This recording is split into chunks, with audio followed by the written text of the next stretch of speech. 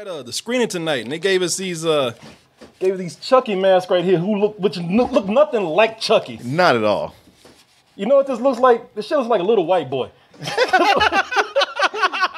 They gave us those right there tonight. They're actually pretty cool, although they look nothing like Chucky at all. And we're about to, of course, talk about Child's Play 2019, or as everybody keeps calling it, Chucky.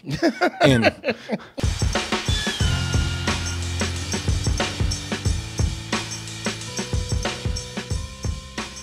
Buddy can connect to and control all of your Caslin products and smart home devices.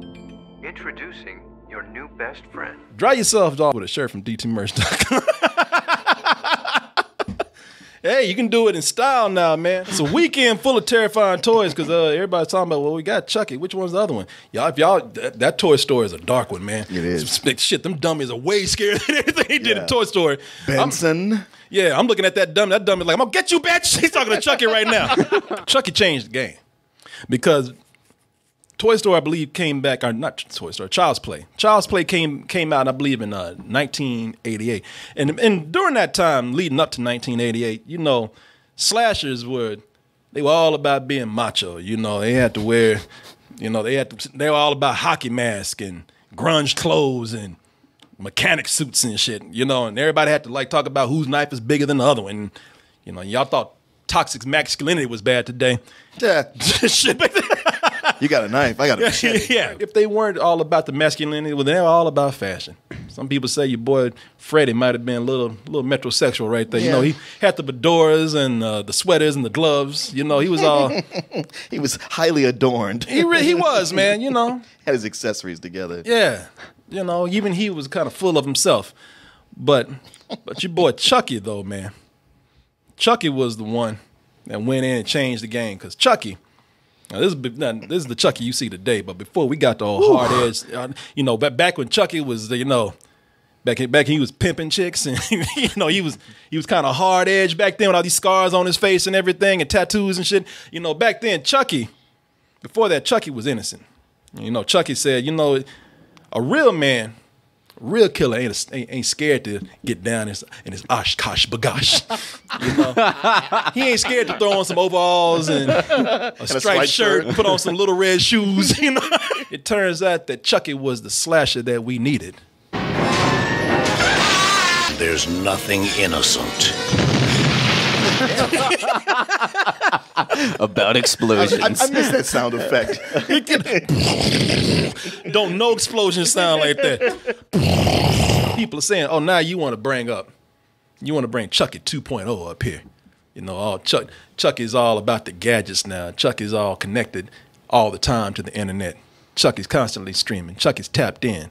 You know, Chucky's just slicker than the old Chucky. But some people say, well, you know what? Ain't nothing like that old school, though. Is there enough blood and bodies out there for two Chuckies?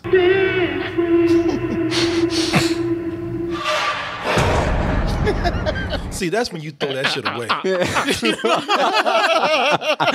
They take that time getting rid of Chuck. Chucky just hide in the shadows. Yeah, skulking in the corner. Yeah. Chuck, he might be masturbating for all I know what's going on there. And they take that time getting rid of Chucky. Good night, Andy. Oh, shit. It looked like he can give the OG Chucky a run for his money. He couldn't actually control your thermostat. You know? It wasn't telepathic. Yeah, Chucky, that old Chucky couldn't control your TV and change the channel for you. Well, he could if you got him a step stool. This new Chucky is it's kind of a combination of the Terminator and an iPhone app. You know, when you think about it. And I got to say, before we get into this, I am a fan of Child's Play and some movies in the Child's Play series, not all of them. And those movies have always had sort of a sense of humor to them. Even the first one? The first one was more, after the first one, the first one was more of leaning more on horror. Yeah, but even then, Chucky, you know, with his jokes and everything, Chucky was, as serious as they were trying to be, Chucky was just kind of a pint-sized Freddy Krueger. Right. You know, Even down to the striped shirt. yeah, and everybody knows the story. It's this is the one where the soul of a killer, who's voiced by Brad Dourif. The voice of a killer is I'm sorry, the soul of a killer through voodoo is actually put into a kid's toy because he's shot by the police, and before he bleeds out and he dies, he transfers his soul into this toy. Now, you're thinking to yourself, when you get a second chance in life, you think that, wow, you know what, maybe I'll turn my life around and actually try to do some good things. No, I got a second chance in life, so I'm going to take lives. And now with this one, it's just like it looks. You got this doll, this toy, which functions as an app for pretty much your smart home. And I can't tell if this is the future or what, but he seems to be plugged into a lot of things. This company, Kaplan, that it produces this, apparently is a company that has kind of infiltrated society, sort of like your Google or your Apple out there or your Amazon. And so that's what they're kind of banking on. Supernatural, you can blow off. You go like, yeah, but none of that's real. Yeah, but exactly. Technology, it's enough to make you go like, oh, well, I have all this shit in my home. What about my nest? Yeah. And now that brings up the first question. You know, you really have to think about this. They don't waste any time at the beginning. When I say that this is supposed to be kind of funny, it is a straight up comedy, and they let you know right from the beginning, because the first thing you ask yourself, who the is going to buy that toy for anything? The thing is ugly straight out of the box. Yeah, nobody would ever bring that home. They show those commercials like, yeah, he can do all this for you. It's like, I don't want that. Yeah, nobody want. You know what this is? That's a Halloween prop. That's some shit you get from the Halloween store. I'm not superstitious. I don't believe in ghosts. I don't believe in fantasy. But that thing is not coming to my house. That thing is not having control of my house and my life. Well, also it's connected to everything, and it's a kid's toy as well. So it's like you're gonna give your kid access to the thermostat. Of course, it's shit. I was like, what kind of irresponsible parents? It's too hot in here, Mom.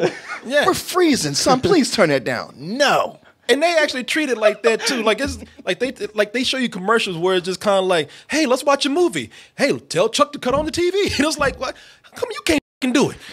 You know? And what's even funnier is that he does all this with a glowing ET finger. Like he's some kind of magician. Ooh. Yeah. Ooh. It looked like he's just ready to stick his finger right up somebody's ass. It does look like that. That's going to be the big debate with people going forward. Like how they made this thing scary right from the beginning and how it compares with old Chucky. And it's funny because when you look at like the old Chucky and the new Chucky side by side, it looked like old Chucky went and had a bad plastic surgery or a bad facelift. It looks like those National Enquirer stories where it's like celebrities. Yeah, where they got the facelift and they think they look good, but you look at them going, ooh. Yeah. Looking old is not so bad. It looks like bad plastic surgery that it got. And if you really want to get down to it, and I'm trying to be mean, I said this before, looking at it on the big screen, it's true. Looking at how the new Chucky is, the whole time I couldn't stop seeing Carrot Top. I was like, holy shit. Yeah, bad plastic surgery. Yeah, exactly. Bad plastic surgery. It was almost like he was Chucky before. Yeah. Because that old Chucky, he does look like when he doesn't have a sinister expression, like he's kind of like a cute kid. It looks like a kid's toy. And it makes sense as a kid's toy. You know, but when you get into this really is like one other movie. And I remember looking at this trailer and I said, okay, you know what? This looks just like a movie that came out in the 90s with even though it was a family film, had a similar premise. It's strong.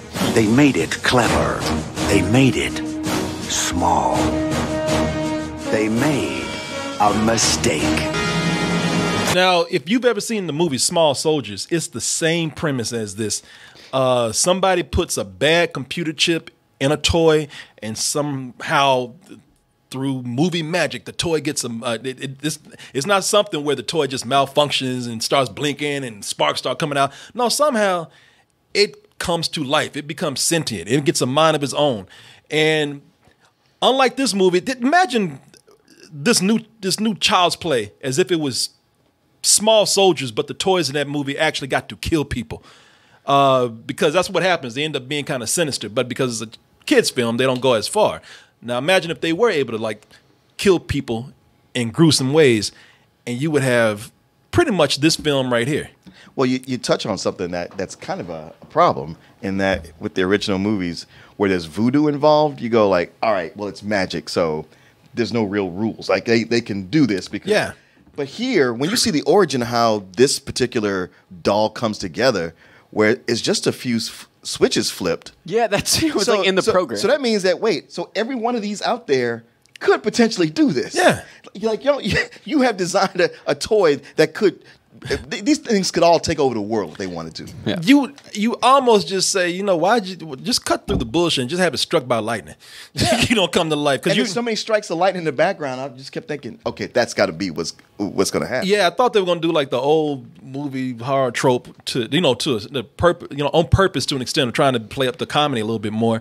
Because that's what happens. Somebody just programs it to be evil. Yeah, and they do it in a way that's meant to be comedic. It's very comedic. It is funny. As far as the comedy goes, let's stop playing. Chucky was a comedy long time ago, and at one point it was so bad that it was an unintentional comedy. I tell you, one of my favorite lines ever in a movie that makes me laugh the most was not even meant to be funny, and it's from Child's Play 2. It's a bad edited scene. Hey, just what the hell do you think you're doing? What the f***'s wrong with you? Let go! Crazy bitch! That wasn't even an actor. That was just they were just filming. That was He was just on the street. But that was the director. You don't ever see this character anymore. Oh, really? He's not. Ray might be right. It was just the garbage man out there. What you doing? I'm next to my truck. Crazy. We're filming a movie. We're filming a movie. I find myself saying that line all the time. Crazy bitch. Crazy bitch! Thing is, they just linger at him looking, and then they cut. And you never see this Negro again. I almost wish this dude would come back and actually fight Chucky someday. They almost realized that some of these movies were going down that way, and they said, look, this is stupid. Let's just make it let's just embrace the comedy. And they did. Bride of Chucky is a full-blown horror comedy. That's actually the only one in this series that I've seen.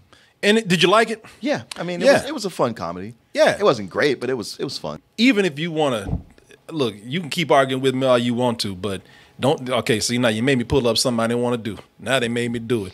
Yeah, you want to talk about, no, man, this is still some serious horror. Okay. You want to do that? Well, let's talk about that time that Chucky was on the WWE. Oh, no. Promoting Bride of Chucky. I'd show you what it's like to get your head twisted off, your arms and legs bent and broken, and when I'm done with you, I'd let the dogs chew on you like... Now you thinking, oh shit, well even that's scary the way he's describing that. Chucky going hard right now. Even at the WWE, man. That ain't nothing funny about that. Oh yeah, look at what he does right now. Get the heck out of here! I'm here to tell everyone that if they want to see a real pro at work, they should go and see my new movie, Bride of Chucky. All that shit talking, man. It's a long-ass promotion. That shit. Oh, just promo. I'm going to tell you something, man. That clip is 3 minutes long. It took him 2.5 minutes to get to that plug right there. Oh, I will say that I think it was a great approach trying to make this a comedy.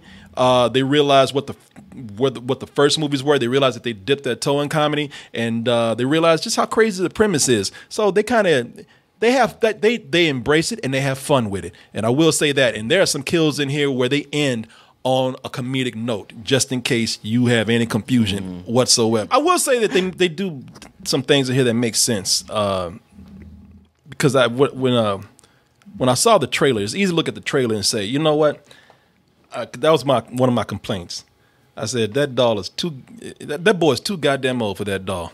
I said, what? The Aubrey Plaza in the movie, that's her son Andy right there. Not in real life, but that's her son in the movie.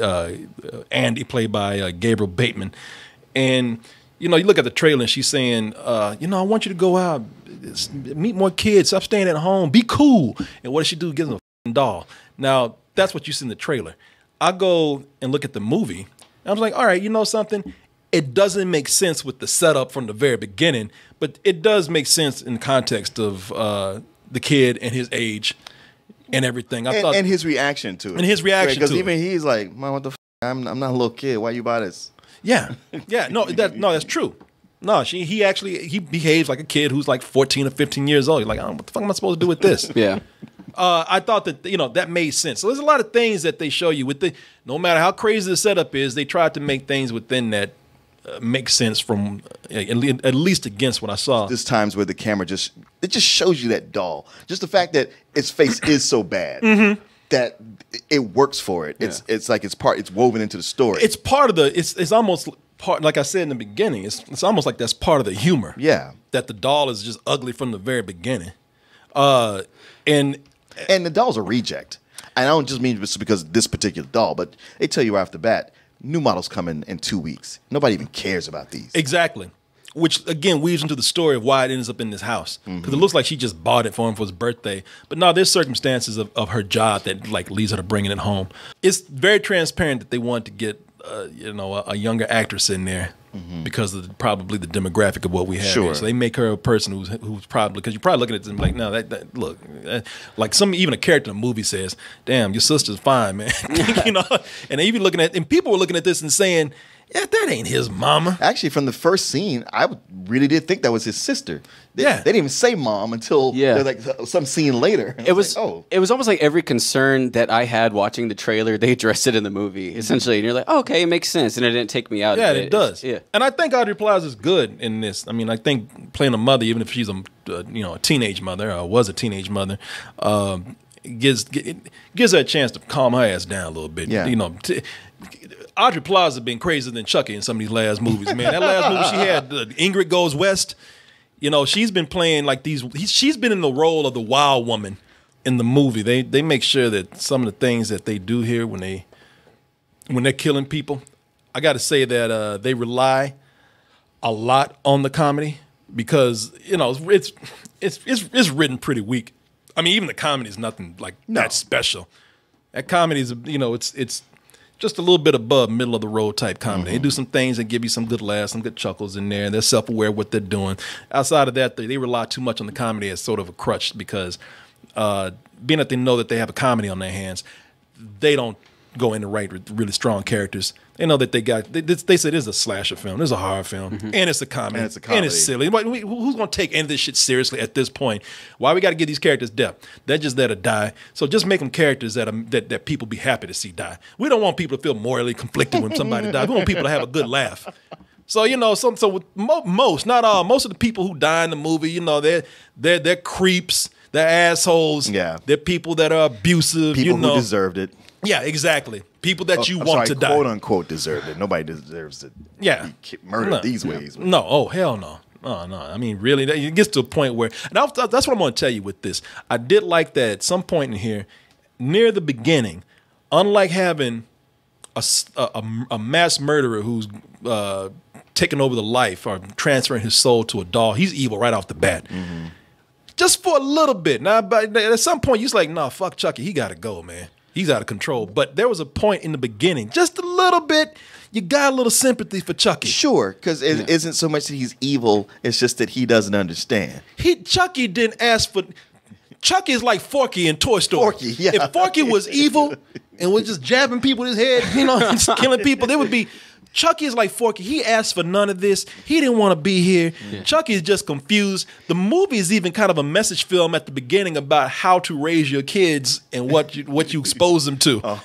Because Chucky is just as innocent, and people just laughing at these movies where they're killing people horribly, and Chucky's just kind of like, well, shit. I just want to bring joy to the world too. Yeah. Maybe I should cut people open and have blood squirt all over the room. People love it. There's even a shot where Chucky got a timeout. That's what you see him when Chucky got a timeout. Chucky was just sitting in the corner. He was all sad. His little mouth was curled up, and he was like, "I don't like it here." And then it's like, "Damn, you feel it, man. I want to. If you just weren't killing people, I would be with you, man." I gotta say, one of the things that they did in the movie, man, that I thought, if you're gonna go this route, kind of this stupid ass route of them, Chucky being an online not just a toy, but an appliance. If you're gonna go this route of Chucky being an appliance that's plugged in online all the time, like you say, a murderous Siri or an Alexa, then I said this in the trailer. And I'm not going to when we were reviewing the trailer. I'm not going to reveal what I said because I don't want to spoil anything. But I did say, take advantage of that.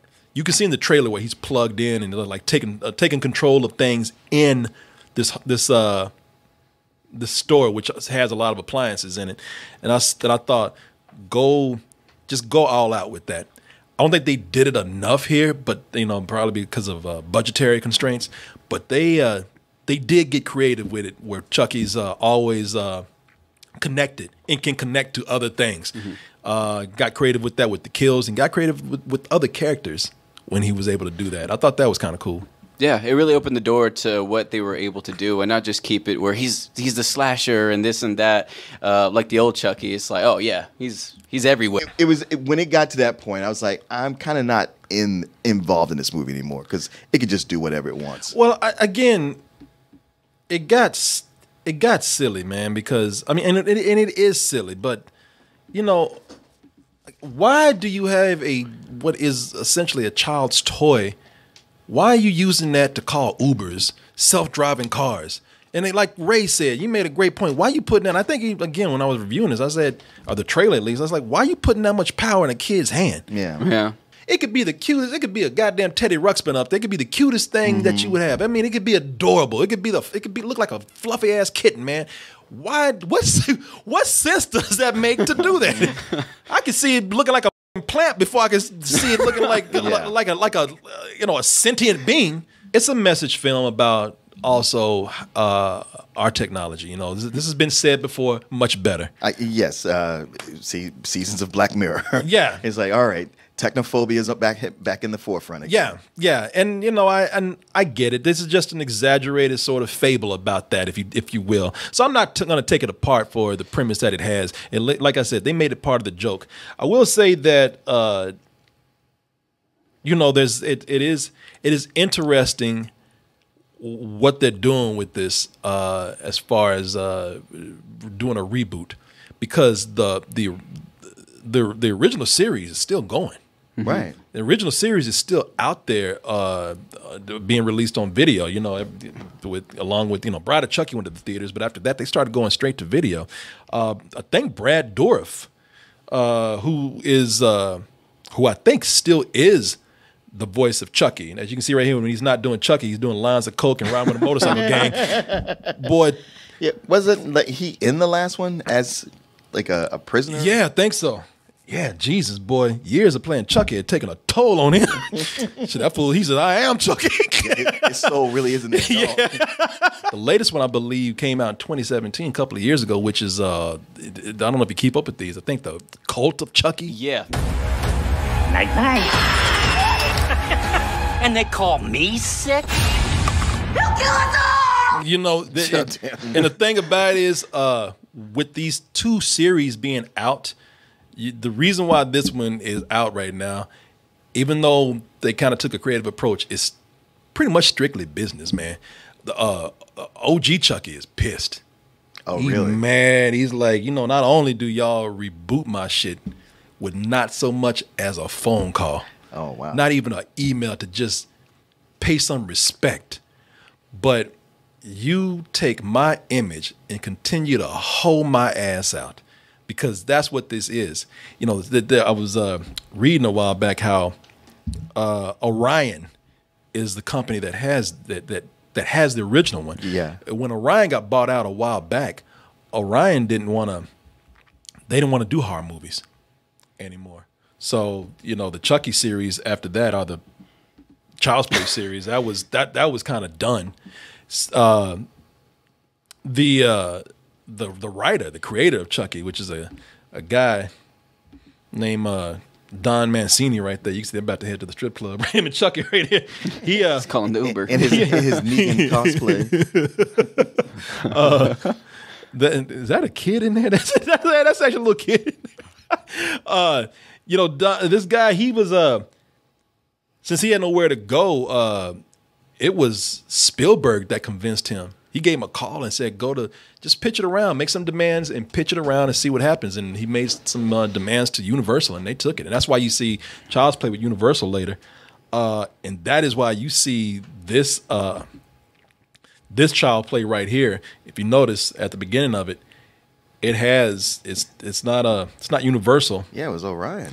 It was and I heard you laughing because I think you thought that was kind of a retro joke or something. I wasn't laughing at that, but I did think that. Yeah, no, Orion is still around, and Orion, who pretty much fired Chucky, said, well, you popular again, and but we still have the rights to the original to reboot that if we want. So this guy Don Mancini's like, man, fuck you. You don't even ask me to come over and like consult or do anything. Oh, wow. Yeah, they just go and make a whole loophole there. Yeah. Yeah. Got him good. It's like when the two different studios were making James Bond movies. Yeah. When Octopussy came out. The Sean Connery one. Never Say Never. Yeah, Never Say Never Again. Yeah. I'm like, shit, at this point, just do a movie. Old Chucky versus new. Right? Hey, I wouldn't be surprised, man. Nowadays, everything's got to be universe and shit. The Chucky universe. Shit, just have old Chucky like, shit, there's magic in this world. Just have him come through a portal. It's magic versus technology. There you go. Magic versus technology. The wizards versus the robots. Sounds like a basketball game. Yeah, the wizards versus the robots. I gotta ask you, did you hear any difference between like Mark Hamill and the Joker? Like the Joker or anything? He did one part where he did Andy, like that shit. Like he had that Joker laugh and stuff like that. Mark Hamill, God bless him, man. He's been able to find a career way out of Star Wars. After this, much like what's his name, Indiana Jones. It's nothing that's going to top the original, not at all. I don't think, and I don't know if they're even trying to. They really are trying to make it their own thing. But then again, there are moments where it's just it does kind of pale in comparison to the original. Yeah. Again, with this being, on the talking about technology, on the technological end of things, with the supernatural, there's always a separation of magic right there that we don't have to do anything to explain because you just explain it with magic. Mm-hmm. With this, they're talking about technology that we're still very close to, connected to. And this is like, okay, and so even if this is something that's a little far-fetched, we can still look at this and say, it don't work that way. No. I get it. I know this is a fantasy, but come on, man. I got my phone in my hand right now. Shit don't work like this. I can be as evil as I want to be. Yeah. I can't use this phone to do all that. Yeah. I don't have a murder app, which they do in this movie. After all that is said, and I will tell you that there are some fun characters in here. Brian Tyree Henry. There are moments where he has his mother, not his real mother, but there's an actress playing his mom in the movie, and they got some really good back and forth where it just seems natural, even though his mother's playing, like, again, Hollywood black mama. What did it strike you at all that he was his same character from Into the Spider-Verse? Oh, because he plays a cop. Yeah. He plays the role of a cop, but he's not the same character. No, he's not. But at the same time, there were times I would hear his voice, and I could hear the voice from Spider-Man's dad. Yeah, well, I see him in so many things. Like I love Atlanta. Yeah. So I'm always going to see him as Paperboy from Atlanta. That's all I was thinking too. Yeah, Paperboy. His back and forth with that kid, Gabriel Bateman, was very, very good, man. At some points, you can actually criticize it, and at some points, you just kind of have to just let yourself go and go with this world that they created. What do you guys think? You're not going to give your rating? You're right there. I don't know where he's at. That's the thing, too, because he's all over. He's all over the place. You really are all over the place. Yeah. Just give your rating. Stop being a bitch. Just give your rating. I'm going to be a bitch. I came in this not knowing any of that history you just laid down or the competing studios. I just figured this was all part of their whole one studio game plan. It's interesting to find out all that. It makes sense about some things. But, you want to see something like this for some entertaining, some creative kills, and that's all there. Mm-hmm. And then having characters who are funny that makes you want to watch them and see where they go. I had a fun time in this movie. Well, at least for most of it, or at least half of it. There was a point just past the halfway mark where I felt like either it was run out of steam or I was kind of over it. Where it was like, man, so much was in the setup and so much of the humor. And then there's a point where it's like, gosh, it's not really all that funny. And what it's doing now is so much like just what I'm used to seeing on these direct-to-video horror movies. Yeah. It's not as gross, not as cheap, but at the same time, it's not escalating what it's doing. It's not elevating the form. It's bringing up some concepts that are interesting. And yet, hey, you bring this up. No, go into that because once you turn over this rock, there's a whole new element here that you got to explore, and they're kind of like, nah, we're just gonna bring it up. And it by the end of it, I was like, I was so entertained at first, and even though it's not that long, I was kind of like, yeah, I'm kind of ready for you to wrap this up. The ending couldn't decide what it wanted to do. They had a moment to push the chaos, and they didn't do it because they were introducing elements that felt like it was from other movies. At one point, it feels like sort of a kid's adventure film, Stranger Things, or a Spielberg film, because they have the kids who just kind of abruptly just become a group of friends. They don't really have any real strong introduction, but it feels like they're banding together for something, but they never follow through with that storyline. It feels like Gremlins at one point, and they don't follow through with that storyline too much. There's a lot of potential with things that they just locked on one or weaved them all to their potential. It could have been better. When I say I have fun, I'm talking about having fun with a very good rental, or this feels like this could have been a streaming show. For so much of it in the beginning, I thought, I can see me giving this a matinee, but by the time it was done, I was like, it's more of a good rental.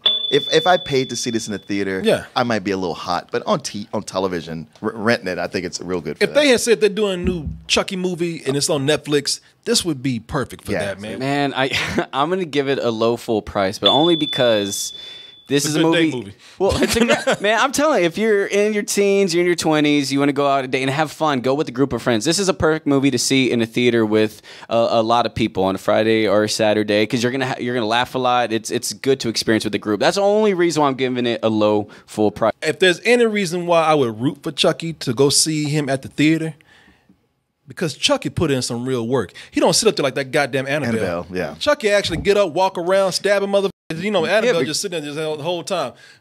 Annabelle watched people kill people. Chucky actually put in some work in doing it. So I'm rooting for Chucky right here because Chucky, he's a professional. He actually gets up and does some shit. Oh, he's a wizard. Get off your ass. Yeah. He just ain't sitting in a rocking chair just like bidding somebody to do some shit or trying to possess somebody with his mind. No, actually is he ain't lazy. No, he's actually doing something. He got personality. He puts in the work. Yeah.